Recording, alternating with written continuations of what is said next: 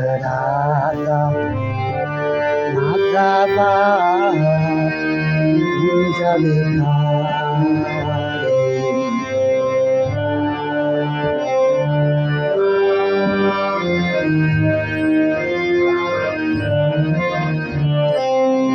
Jai राधा Madhava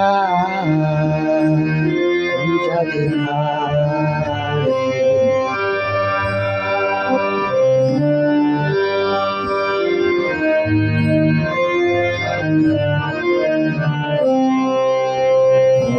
Channa Vallabha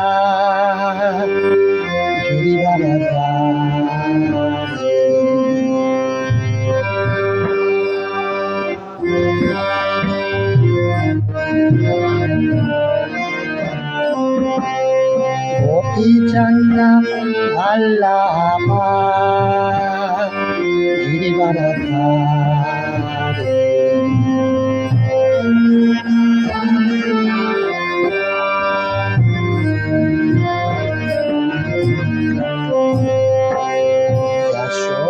Yashodanandana Raja Janaranjana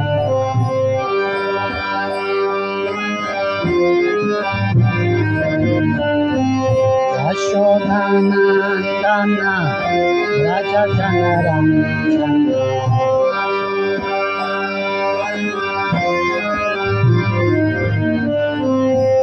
Yamuna Tira Brahmachari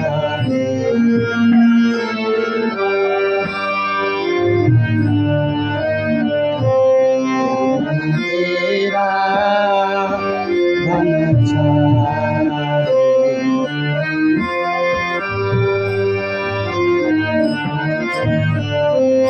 Jaya Radha Madhava Kunja Vihari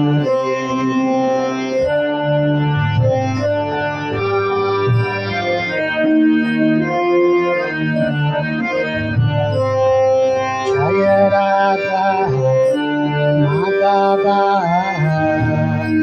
Kunja Vihari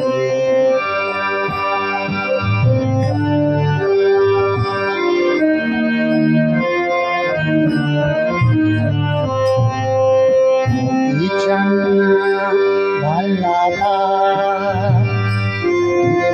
Girivaradhari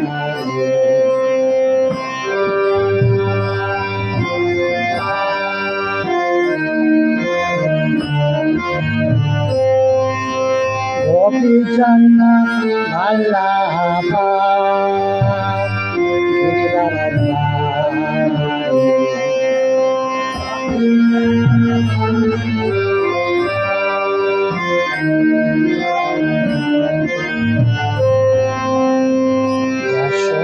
Yashodanandana Raja Janaranjana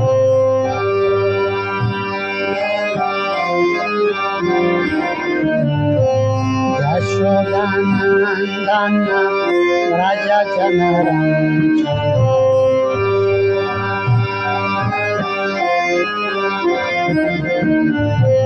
Yamuna Tira Brahmachari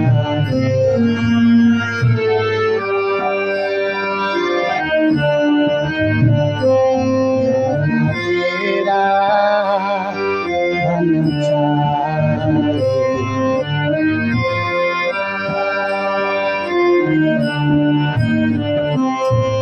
Om Namo Bhagavate Vasudevaya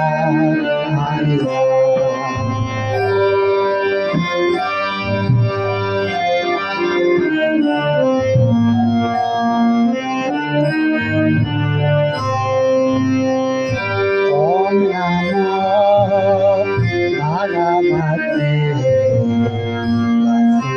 Vasudevaya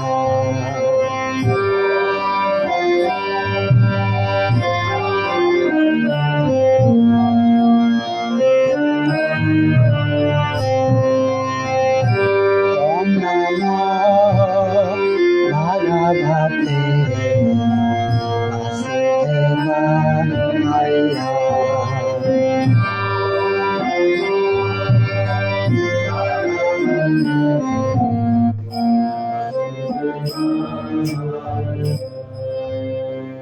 Jaya Om Vishnupada Paramahamsa Parivrayakacharya Astottarasat Shri Srimat Abhay Charanaravinda Bhaktivedanta Swami Srila Prabhupada Ki Jai. ISKCON Samstapakacharya Srila Prabhupada Ki Jai. Ananta Koti Vaishnava Vrinda Ki Jai. Granta Raj Srimad Bhagavatam Ki Jai. Samaveta Bhakta Vrinda Ki Jai. Nitai Gaura Premanande. Todas las glorias a los devotos reunidos. Todas las glorias a los devotos reunidos. Todas las glorias a los devotos reunidos. Todas las glorias a Shri Guru y Shri Gauranga. Namah Vishnu Padaya Krishna Prestaya Bhutale Srimate Satsvaruptas Goswami Niti Namine. Namah Vishnu Padaya Krishna Prestaya Bhutale Srimate Bhakti Vedanta Swami Niti Namine. Namaste Sarasvati Deve Gauravani Pracharine Nirvishesha Shunyavadi Paschatyadesatarine. Narayanam Namaskritya Naram Chaiva Narottamam Devim Sarasvatim Vyasam Tato Jayam Mudirayet. Muchas gracias por venir a la clase de Srimad Bhagavatam correspondiente al canto sexto, capítulo 15, titulado Los santos Narada y Angira instruyen al rey Chitraketu. Los versos de hoy son el 20 y hasta el 23. Cantaremos el 20, que no tiene significado, y luego leeremos los 3 siguientes, que están en bloque, y el comentario de Srila Prabhupada. Tadaivate param jnanam dadami grihamagataha yatvanya biniveshamte putrameva dadamyaham. Tadaivate param jnanam dadami grihamagataha yatvanya biniveshamte putrameva dadamyaham. Tadaivate param jnanam dadami grihamagataha yatvanya biniveshamte putrameva dadamyaham.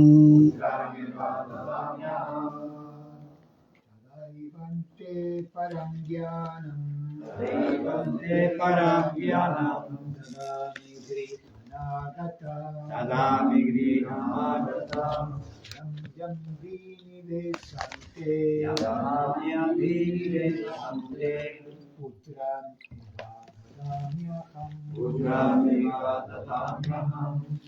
Tadaivate param jnanam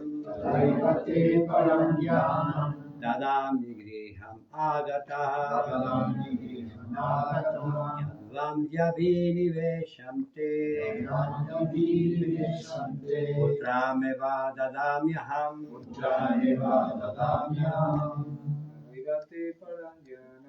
Tadaivate param jnanam dadami griham agataha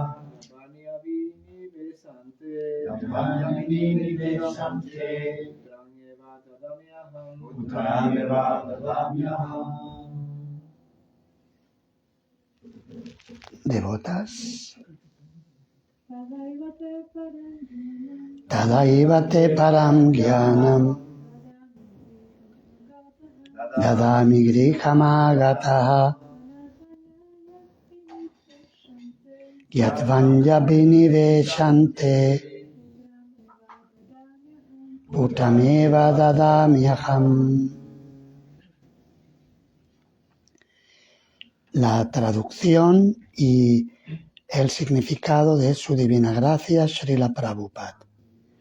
Tada, entonces, Eva, ciertamente, te, a ti, param, trascendental, Jnanam, conocimiento, Dadami, te habría entregado, Griham, a tu casa, Agataha, vine, Gyatva, conociendo, Anya Vinivesham,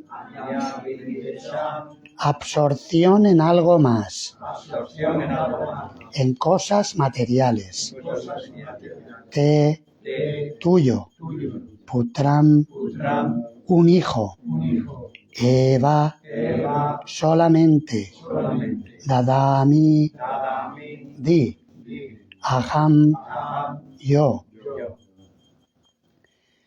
Pude haberte dado el conocimiento trascendental supremo la primera vez que vine a tu casa, pero cuando vi que tu mente estaba absorta en cosas materiales, solamente te di un hijo, que ha sido para ti causa de júbilo y de lamentación.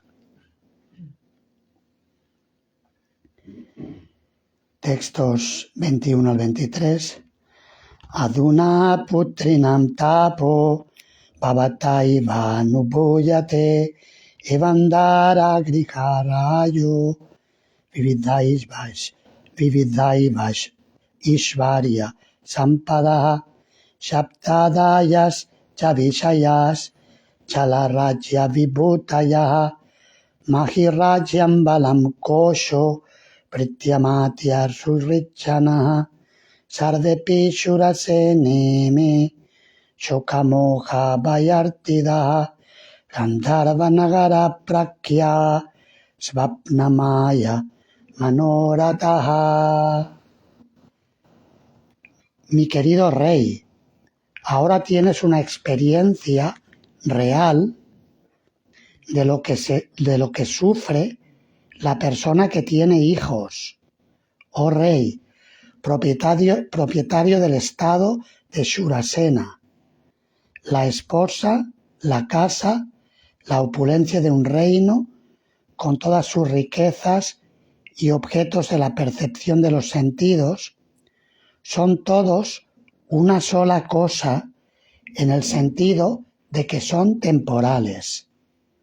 El reino, el poderío militar, el tesoro, los sirvientes, los ministros, los amigos y los familiares son todos causa de temor, ilusión, lamentación y sufrimiento.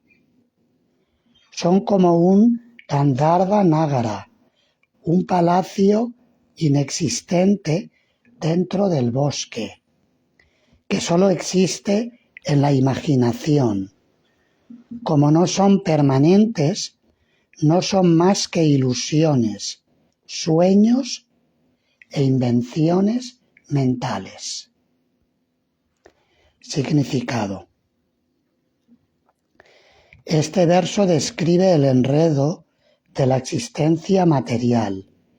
En la existencia material, la entidad viviente posee muchas cosas: un cuerpo material, hijos, esposa, etc. Deja patya kalatra dishu. Podría pensarse que todo ello va a servirle de protección, pero eso es imposible.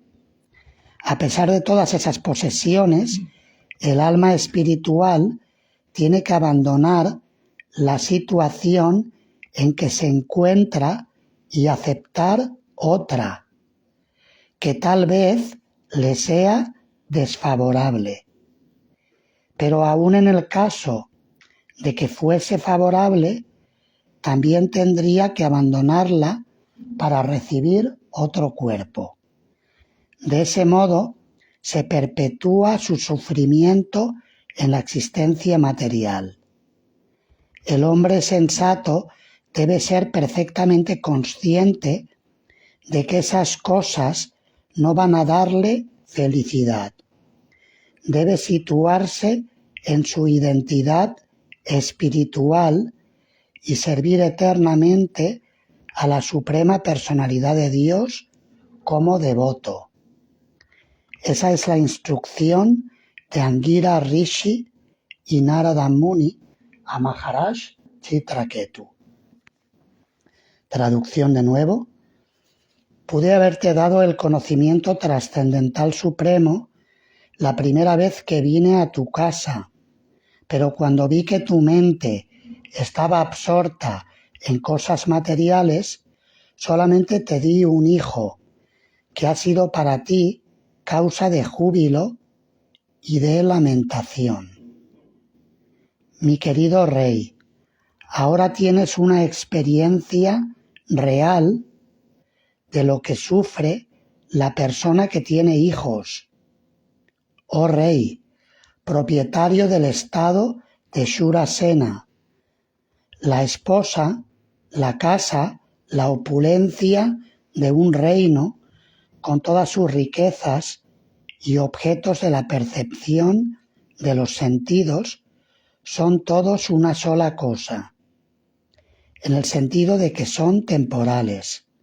El reino, el poderío militar, el tesoro, los sirvientes, los ministros, los amigos y los familiares son todos causa de temor, ilusión, lamentación y sufrimiento. Son como un Gandharva Nagara, un palacio inexistente dentro del bosque, que solo existe en la imaginación. Como no son permanentes, no son más que ilusiones, sueños e invenciones mentales.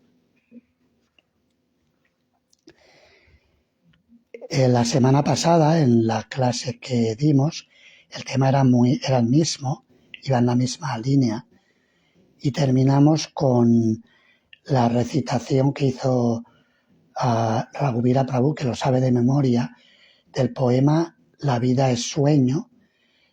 Esta obra se titula así, la obra de Pedro Calderón de la Barca, y lo he impreso. Digo, voy a leerlo otra vez porque tiene miga.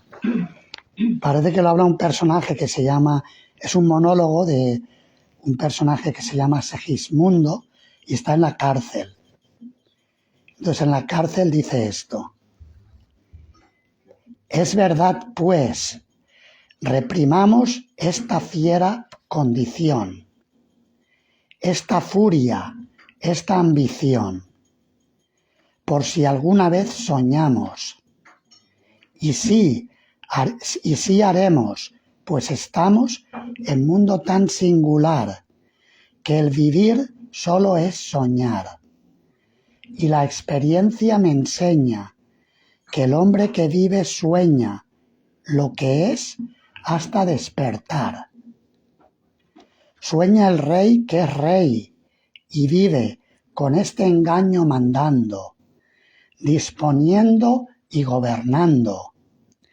Y este aplauso que recibe, prestado en el viento, escribe, y en cenizas le convierte la muerte, desdicha fuerte, que hay quien intente reinar, viendo que ha de despertar en el sueño de la muerte.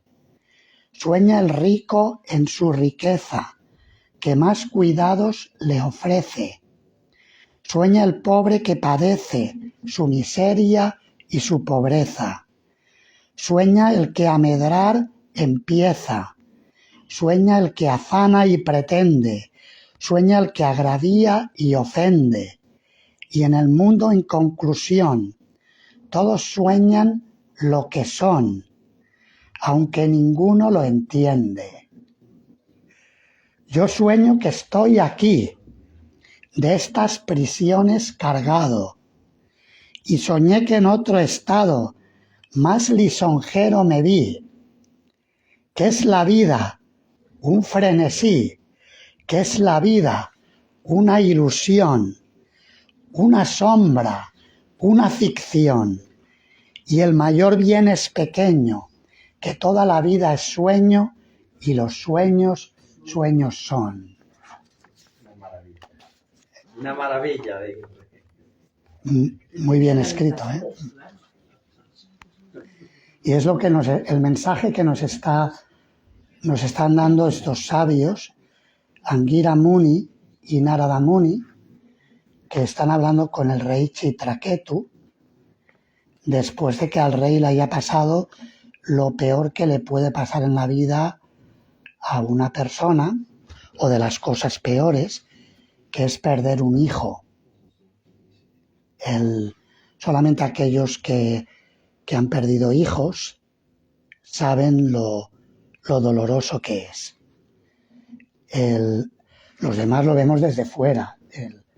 Desde fuera, y si nos pasó en una vida previa ya no nos acordamos, porque la naturaleza material es tan increíble que, como cuando una pizarra está llena de cosas escritas, borra para que podamos escribir de nuevo. Tenemos una pesadilla, despertamos, nos aireamos y luego podemos volver a soñar y tener otra pesadilla distinta, o un sueño placentero, como describe el significado de hoy.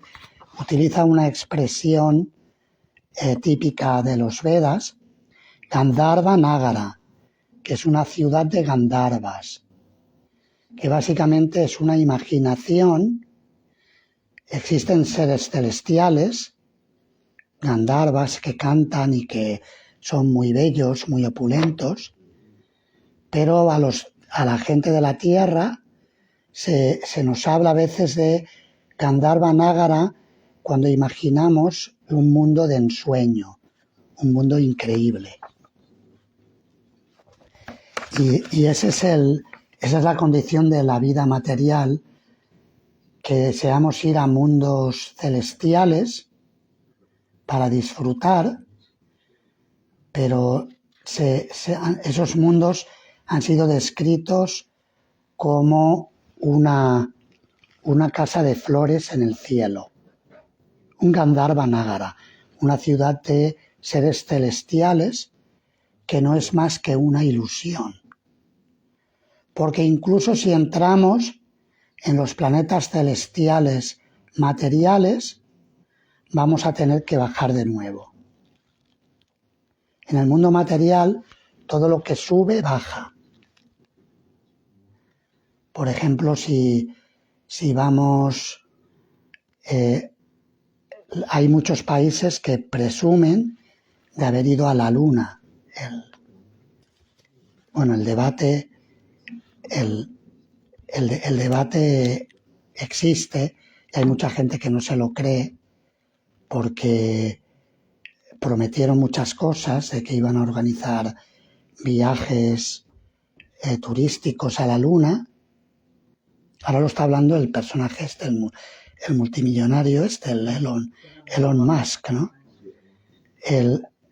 Pero eso ya lo hablaron en los años 70, de que iban a organizar viajes, y de momento no ha pasado nada. Pero incluso si asumimos que han ido a la Luna los astronautas, que ascienden y que gravitan por el cosmos, finalmente tienen que descender. No pueden quedarse ahí mucho tiempo. Si subimos a mundos superiores o condiciones materiales de vida que son mejores que las que estamos experimentando en el momento actual, debemos recordar que siempre tendremos que bajar. No vamos a poder quedarnos aquí. Así que todos los placeres del mundo material son superficiales y, claro, que como dice aquí, cuando queremos disfrutarlos, pues que no venga ningún sabio a contarnos nada. Y los que son sabios no cuentan, no les predican a aquellos que no quieren ser predicados. Y es lo que Anguira le dice en el primer verso de hoy: pude haberte dado el conocimiento trascendental supremo, el Param Gyana, conocimiento supremo, la primera vez que vine a tu casa. Pero cuando vi que tu mente estaba absorta en cosas materiales, solamente te di un hijo, que ha sido para ti causa de júbilo y de lamentación. El hecho es que cuando predicamos es importante considerar el tiempo, el lugar y las circunstancias. Hay que hablar a cada persona según lo que puede digerir. También es como, por ejemplo, cuando vas a los hospitales, en los hospitales tienen una dieta, ¿cómo le llaman? Tiene un nombre, ahora se me ha olvidado. ¿Cómo? Dieta blanda. Sí, dieta blanda también, pero hay otra que es dieta de papilla. Cuando he ido a visitar a devotos en los hospitales, tienen, ¿cómo le llaman? Dieta sin sal. Sí, pero hay una, se me ha olvidado el nombre, tiene un nombre, algo Asia, tiene un nombre de enfermedad, es un nombre que una vez lo busqué. Son personas que tienen dificultad en tragar alimento sólido y entonces le dan puré, papillas, alimentos que están ya triturados y que la persona puede comer. Eso existe, eso es así. Y tiene un nombre técnico que no recuerdo ahora. Entonces, de la misma manera, cuando vamos a predicar el mensaje, tenemos que estar dispuestos a darlo según la persona que está recibiendo el mensaje. Y muchas veces no le puedes hablar de mucha filosofía. Lo que puedes hacer a lo mejor es pues decirle algo a los niños, el que saludar, más o menos y digamos simpatizar con la condición en la que está la persona. No le puedes hablar de conocimiento filosófico profundo y decirle, mira, tú esto que estás viviendo es un sueño, es una ilusión, sino que le tienes que animar a lo que está haciendo, porque es el momento de la vida en el que está la persona. Y es lo que Anguira Muni le explica al rey Chitraketu, que en aquel momento no te podía hablar lo que te puedo hablar ahora. Ahora sí, porque ahora, de hecho, el niño todavía no ha hablado, ¿no? Sí, el niño todavía no ha hablado, ¿no? Ahora lo va a hacer llamando al niño para que el niño le instruya, reviviendo al bebé muerto. Entonces aquí ya le puede hablar directamente porque está sufriendo una pérdida muy grande, porque es un rey que tiene educación, tiene formación y por lo tanto puede encajar lo que le va a decir o lo que le está diciendo, que esto que está experimentando es una ilusión y que no se aflija tanto, pero en aquel momento no se lo podía decir, porque el rey estaba tan ansioso por tener un hijo que de hecho lo había intentado muchas veces y no daba su brazo a torcer de que igual no le tocaba en esta vida tener hijos. A veces ocurre. Por ejemplo, en el caso de mis padres, que en paz descansen, querían tener nietos y no tuvieron.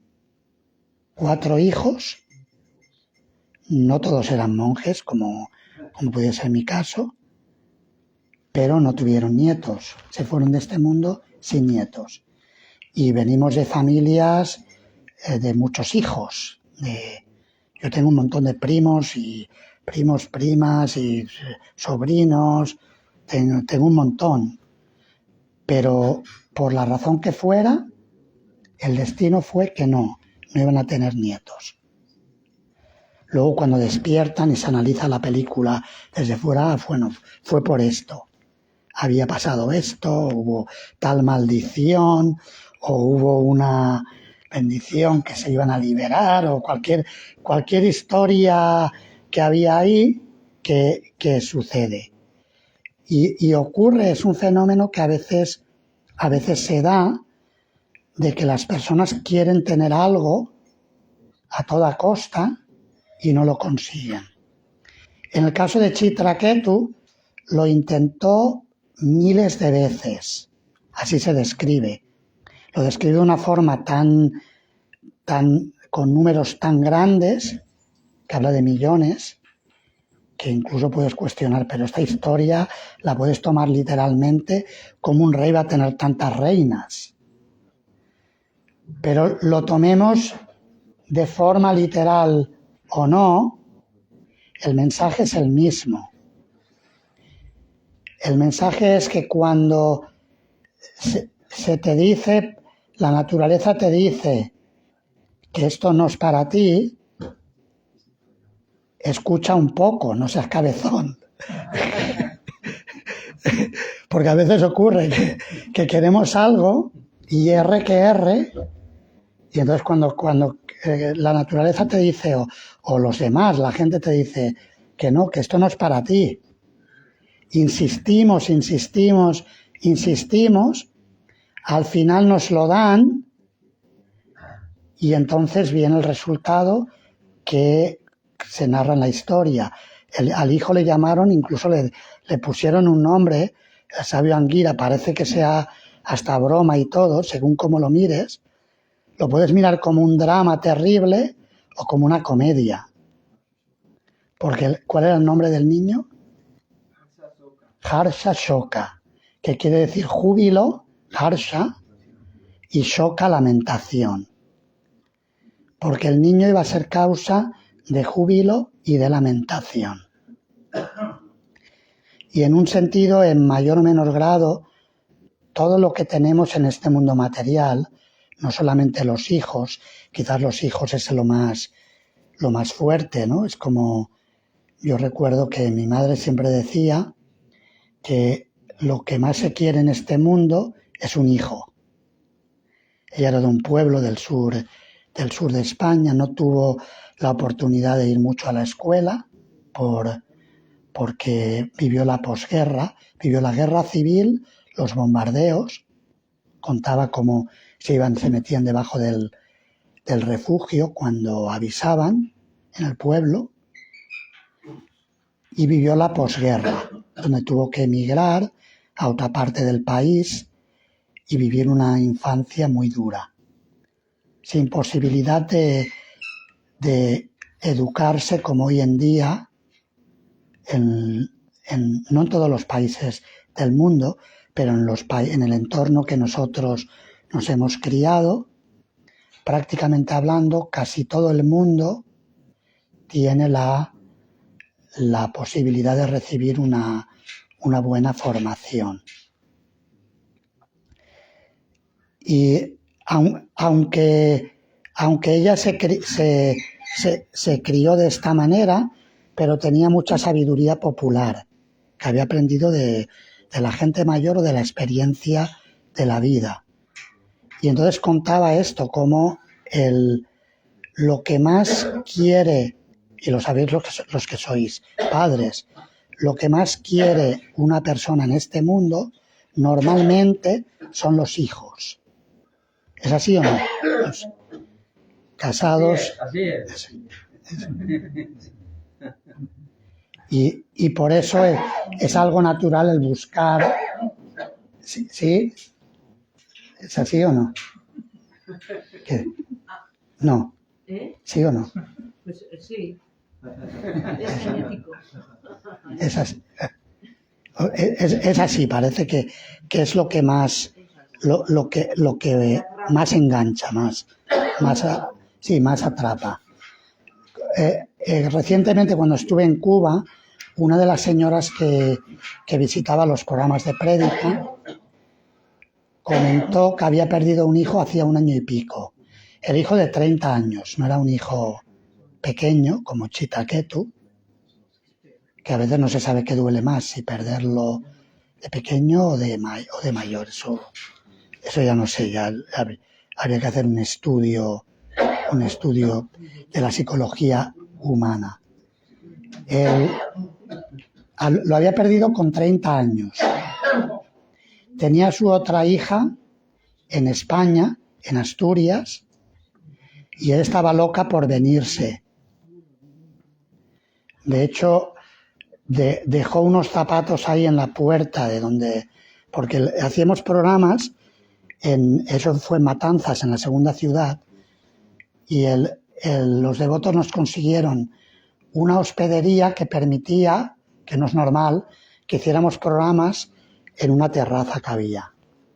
Y hace 2 años, cuando estuvimos ahí, pudimos hacer programas. Son un matrimonio muy, muy majo y que nos permitían que recibiéramos a gente. Entonces la señora dejó los zapatos en la puerta, que yo le pregunté que esos zapatos, que se lo dejó en la puerta de Yamasani Prabhu.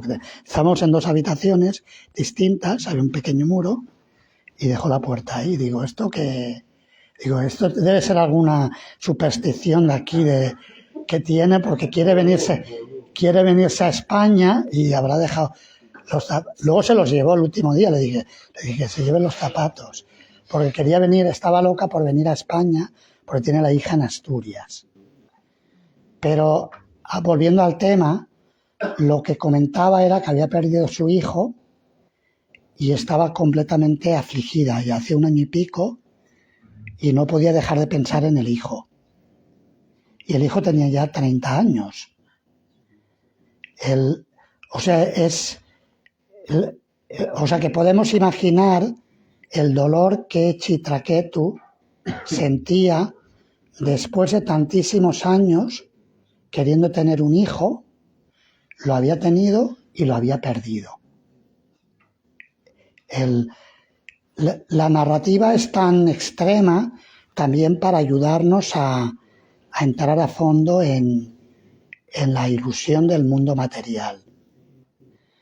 Y lo que nos dice aquí, que todas esas experiencias, tanto las experiencias de júbilo como las experiencias de lamentación en el mundo material, son un sueño. Puede ser un sueño muy placentero o puede ser un sueño terrible, una pesadilla de lo más intensa, de esas que la persona se despierta temblando y de miedo y de sufrimiento.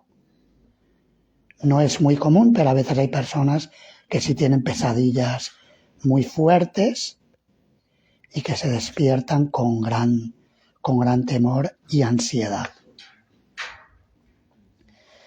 El hecho de que se presente como un sueño es una buena noticia, porque, bueno, por lo menos no hay que tomarse la vida terrenal tan en serio. Cuando nos pasan cosas, tanto éxitos, fracasos, fama, infamia, placer, dolor, todas esas cosas son temporales. Claro, cuando uno las tiene, dice, si tú hablas así, porque no te duele. Si te doliera, veríamos si hablabas de la misma manera. ¿verdad? Normalmente pensamos así. Pero también lo que aumenta el dolor es la identificación. Mayor identificación con la situación, mayor dolor, tanto físico como mental. Y eso es algo importante a tener en consideración. Quería leer el comentario de Srila Vishwanatha Chakravarti Thakur en la misma línea. Dice: se ha dicho que la esposa y otros objetos, debido a que son temporales, no son reales. Y debido a que aparecen y desaparecen, causan sufrimiento. Además de estas cosas, otras cosas que también son causa de lamentación, ilusión, temor y dolor son falsos. Son falsas. La persona percibe que los objetos en el sueño son falsos al despertarse del sueño. Mientras sueña no lo percibe. Está absorta en el sueño. De la misma manera, en nuestro estado de vigilia, estamos absortos en todas las cosas que nos están pasando y nos parecen normales, que son parte de la vida. Pero en realidad son falsas porque hay mucha imaginación en todo ello. Por eso la energía material, aunque a veces se dice que la energía material es temporal pero no falsa, porque es energía de Krishna. Esa es otra explicación teológica, filosófica, desde el punto de vista dualista del Sankhya, el principio espiritual y el principio material de la existencia, que dice que la Prakriti, la naturaleza, no es falsa, pero las formas que manifiesta son temporales. Pero se dice que son falsos esos objetos porque aparecen y desaparecen, no permanecen. Y también porque la Prakriti tiene el elemento de brujería, energía ilusoria. La brujería hace que percibamos cosas que no son.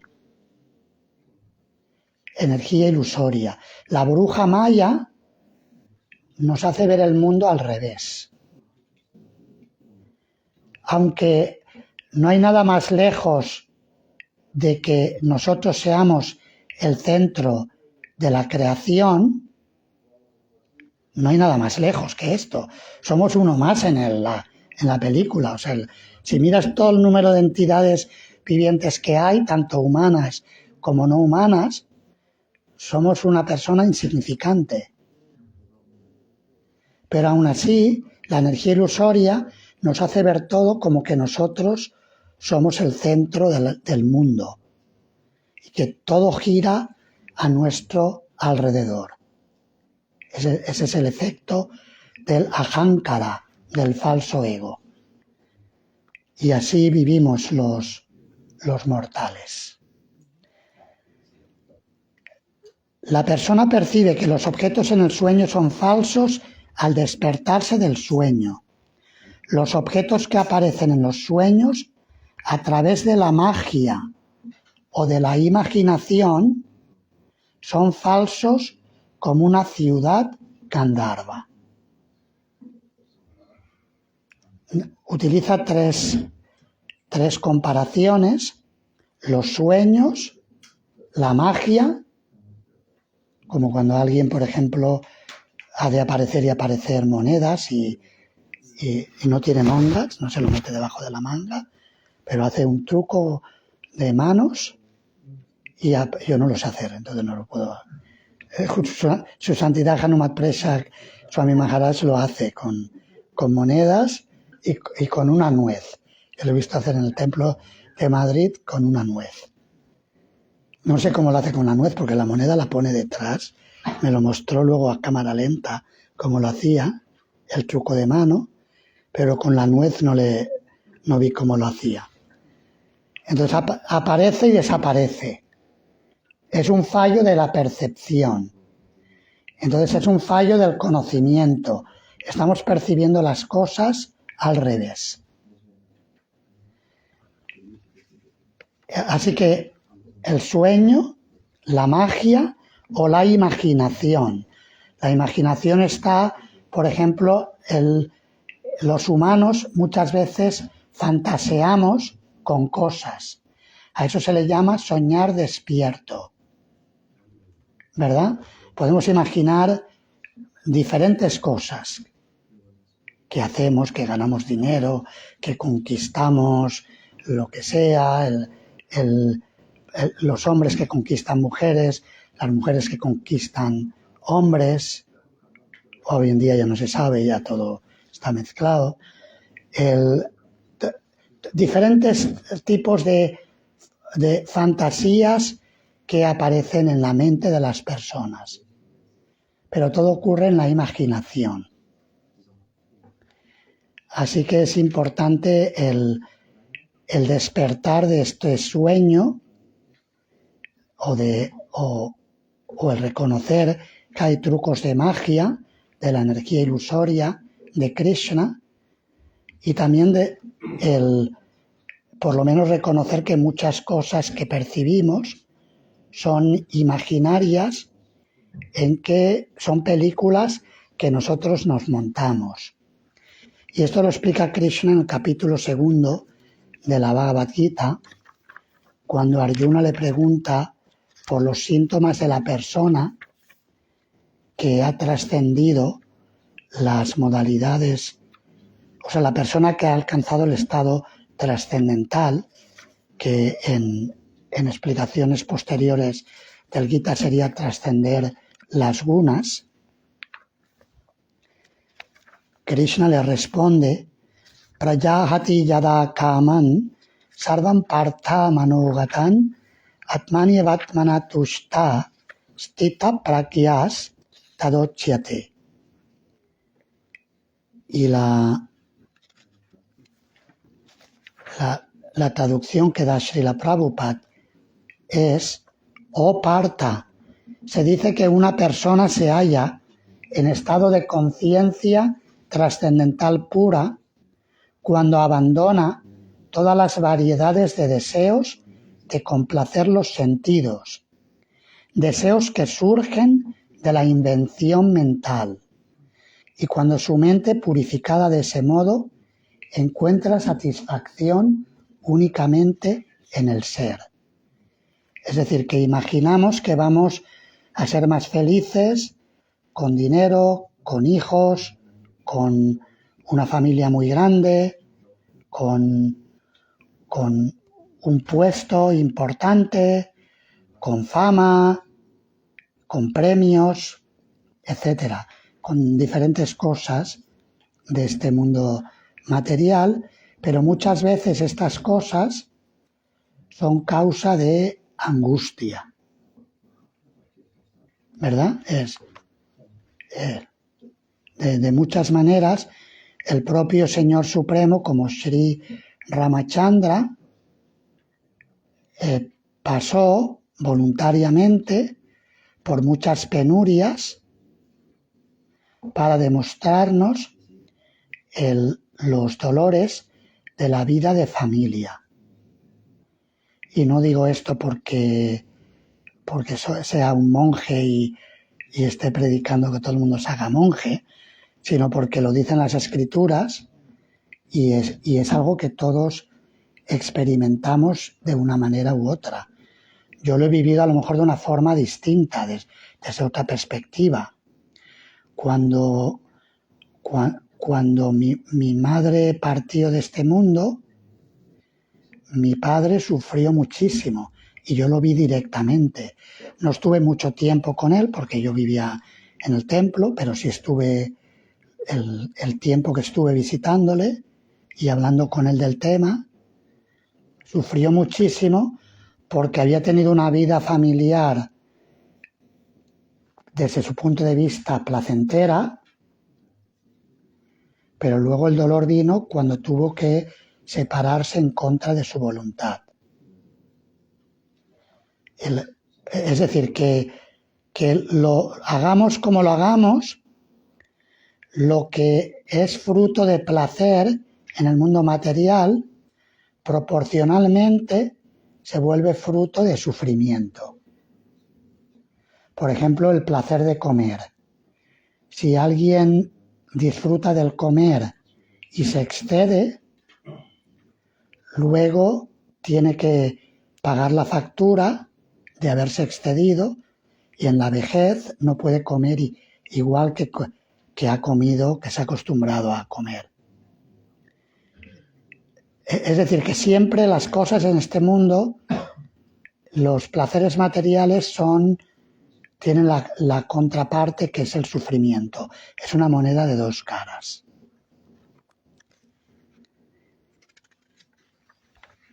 Bien, esta es la enseñanza que Angira Muni y Narada Muni le están hablando al rey Chitraketu.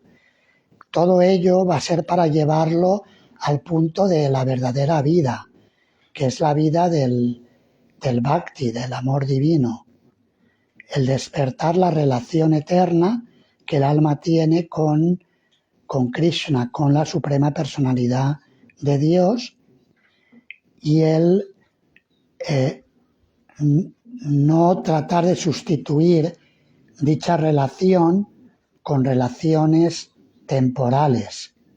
Eso no significa que los devotos no puedan tener familia, ni relaciones, ni nada de esto, pero lo que no hay que hacer es sustituir la relación con Krishna con relaciones de este mundo, porque el resultado de eso es bastante penoso.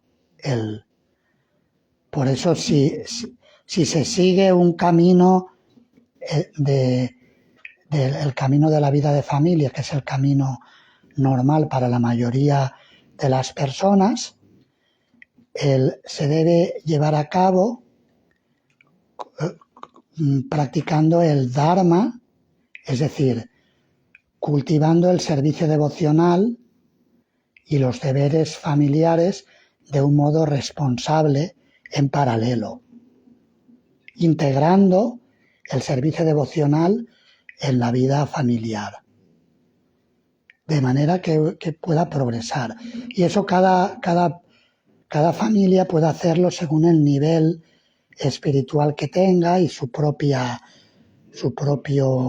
punya o sukriti, tanto devocional como de conocimiento trascendental, como de piedad material. Toda esa combinación de sukriti le permitirá el hacerlo de una manera o de otra. Yo a veces visito, cuando viajo, ahora por ejemplo nos quedamos en casa de una familia de devotos muy buenos, Bhakta Yaroslav y Bhakti María, son una familia que tienen 2 hijos en Valencia, y claro, están criando los hijos, son pequeños y están llevando su vida espiritual lo mejor que pueden dentro de su capacidad. Y ella me preguntaba que yo participo en un grupo, en un grupo, y veo que hay otros que pueden hacer más que yo, que lo que yo hago. ¿Y esto por qué es? Y yo la animaba que practicara la conciencia de Krishna según su capacidad y preguntándoles y aprendiendo de aquellos que ella ve que lo pueden hacer mejor.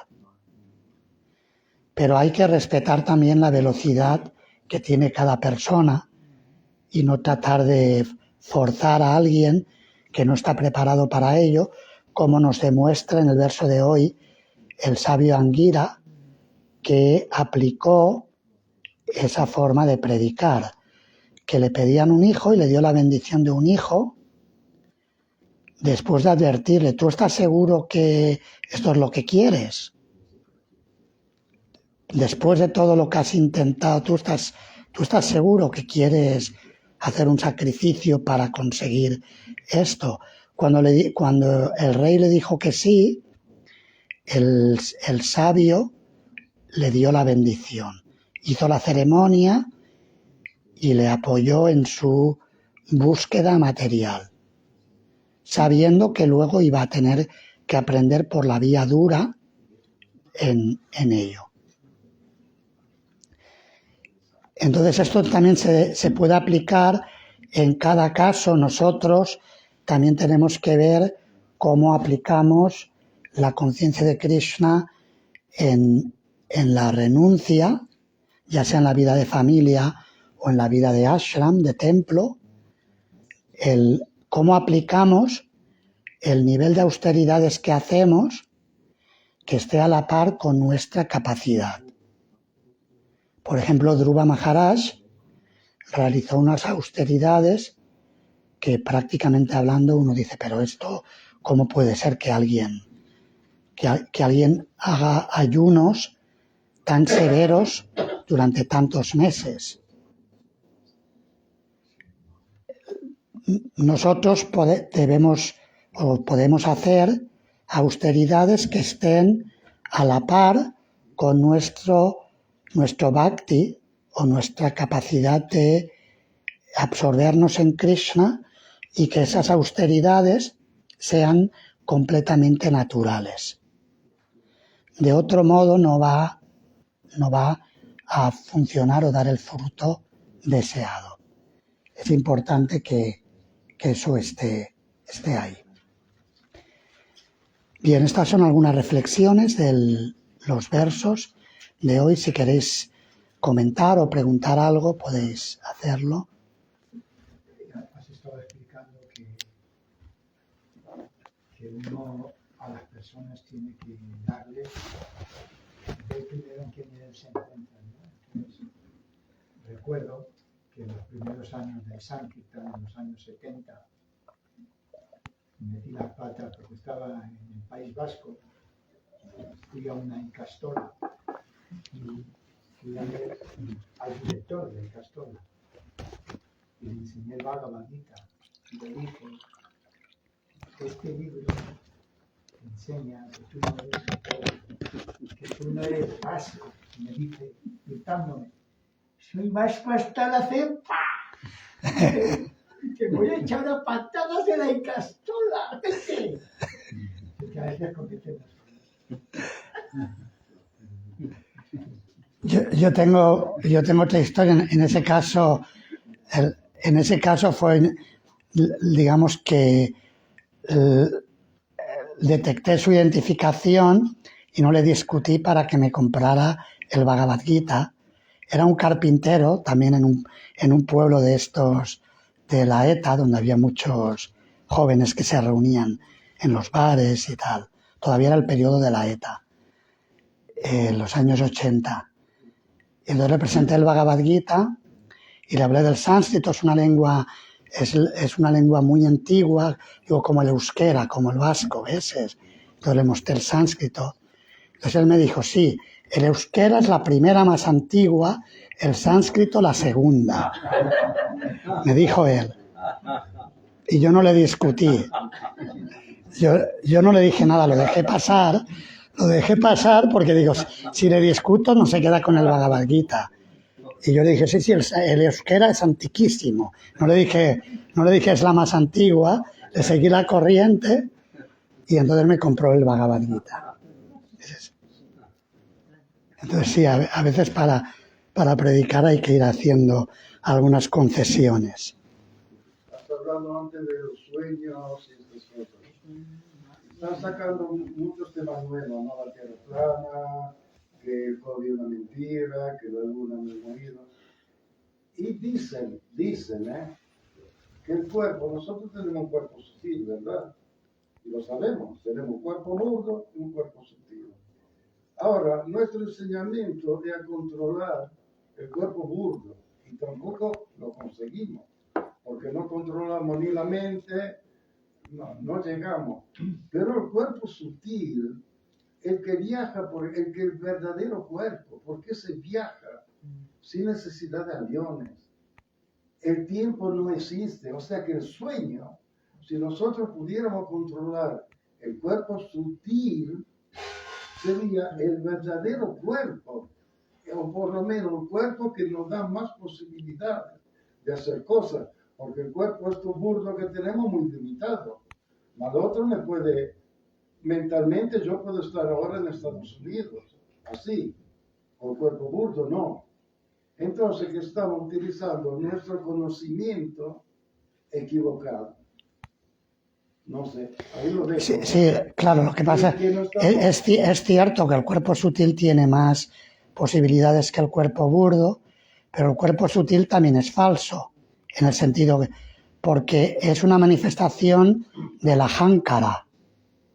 El ahankara es el ego material.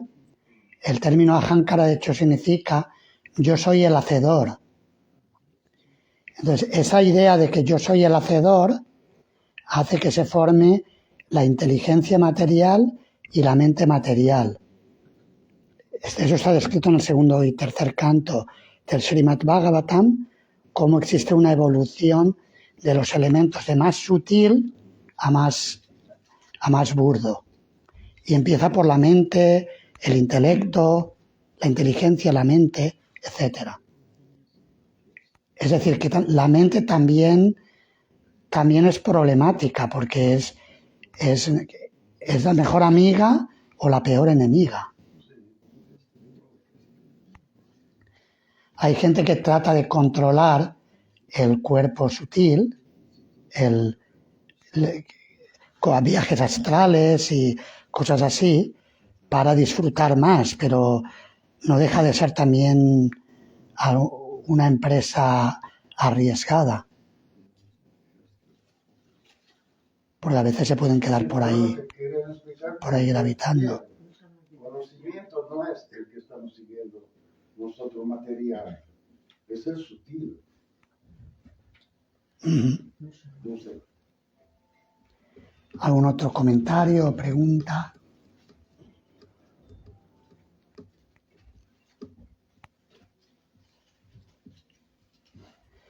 Bueno, yo creo que no sé qué hora es, ¿no? Y 10. ¿Y 10 ya? Ahí se me pasó. Okay. No. Bien, muchas gracias. Hare Krishna. Srila Prabhupada ki jai.